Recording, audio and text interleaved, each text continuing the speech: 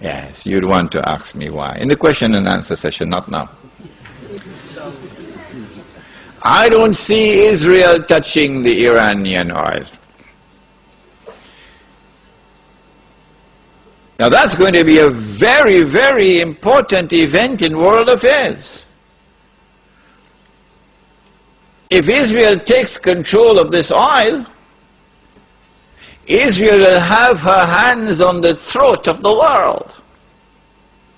Not so much Britain and the United States, because Britain has North Sea oil. The United States has a lot of oil, sufficient to meet its domestic consumption. And so who is going to have Israel at their throats? The answer, Europe, Japan, and the rest of the world dependent upon Middle East oil, but particularly Europe and Japan. Which is why at this moment you will notice a lot of strange noises coming out of Europe in hostility to the United States. Because the Europeans are beginning to open their eyes and now beginning to slowly understand what we knew all along. Yes. This is why the German minister made a statement concerning Mr. Bush and acting in a way like Hitler acted. It's not by accident. But Israel has a PhD in deception, because it's Dajjal at the back of this, the mastermind. And Israel would not want to wage a big war and appear to the world naked, clearly as an aggressor. No, that's not deception. Israel has to wage her big war and make it appear as though she was only defending herself. The only Muslim I know of who has had the capacity to be able to penetrate the deception that has been going on all these years, the only one I know of was a man who never went to Al-Azhar University. Now, he wasn't a sheikh. His name was Malcolm X.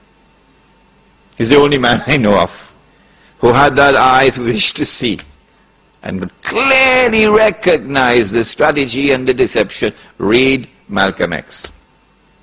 How is Israel going to launch this big war and yet get away from being perceived by the whole of humanity as the aggressor, blatant aggression? You have to come with a good strategy. The strategy is this. Ariel Sharon goes into Masjid al-Aqsa with 1,000 Israeli military with him, with their shoes on, with the full knowledge that this calculated act of extreme provocation must have a response, a fiery response. And as the flames of the new intifada emerge, you must keep it burning by committing upon the Palestinian people more and more atrocities that drive them into a greater and greater rage. This is planning, this is strategy, this is not happening by accident. As Israel unleashes this barbaric oppression upon the Palestinian people, you must have a television station which you plant amongst them, which will cover this, that your Egyptian television would not cover, and your Jordanian government would not allow on Jordanian television, so you create something called Al Jazeera. And the Arab masses believe Al Jazeera is their station. This is the only place in the world we can get authentic information, Al Jazeera. So Al Jazeera is now used to portray all the atrocities. And so around the Arab world, the masses only have to tune into Al Jazeera and they know what's happening. And so the Arab masses become more and more angry, more and more enraged. And guess who begins to tremble now? The governments which are pro-American. The governments which have entered into peace treaties with Israel. These are the ones who are now trembling because their people are becoming more and more enraged. So Mubarak in Egypt and Saudi Arabia, I don't know if it's Fahad or Abdullah, and Abdullah in Jordan, and Sheikh Sabah in Kuwait, etc. Israel has to judge the temperature on the ground in the Arab world. And because Israel has a strategic military alliance with the United States of America, it is when Israel judges the temperature to be hot enough, only then will Israel give the go-ahead to the United States to attack Iraq.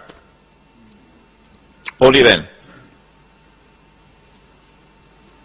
And you have to inform the whole world in advance that you're going to attack Iraq. So the masses must be expecting it. Why? So that when the United States attacks Iraq, you would have the kind of spontaneous outburst from the Arab masses that you want. That they will take to the streets in massive demonstrations. The kind which brought down Zulfikar Ali Bhutto in Pakistan. The kind which brought down His Imperial Majesty, the King of Kings. Which one? Shahin Shah, the King of Kings. They tested this formula. They tested this formula because they were actively involved in all that drama in Iran. Oh yes. Without in any way being uncharitable or lessening in any way my appreciation and my respect and the honor which I have for those who led the Iranian Revolution. I have to admit that in addition to their sincere efforts and their struggle against the oppression of the Shah, that there were also others that worked to help them without their even knowing it. So they have finessed this methodology of how to bring the masses out onto the streets. And this is what is about to occur. As the masses go out onto the streets, the ones who are going to be targeted are the pro-American regimes in the Arab world. The objective? To get one or more of these regimes to fall through massive demonstrations, anti-American and anti-Israeli demonstrations. Which one is likely to fall first? Let me stop. Come on.